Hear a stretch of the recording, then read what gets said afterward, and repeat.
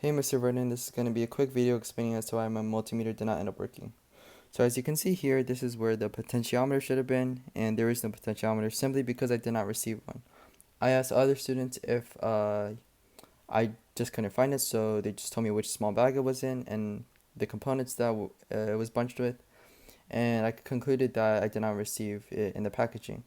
However, there could have been other reasons as to why my multimeter did not end up working if the potentiometer was there. For example, when I was pulling out the resistors after I put them in the wrong hole, uh, the solder was like semi stuck in there, even after using the soldering mix. So I tried to pry it out, and I heard some like tiny like crack sounds that could have damaged the PCB. But yeah, that's the main reason. Thank you.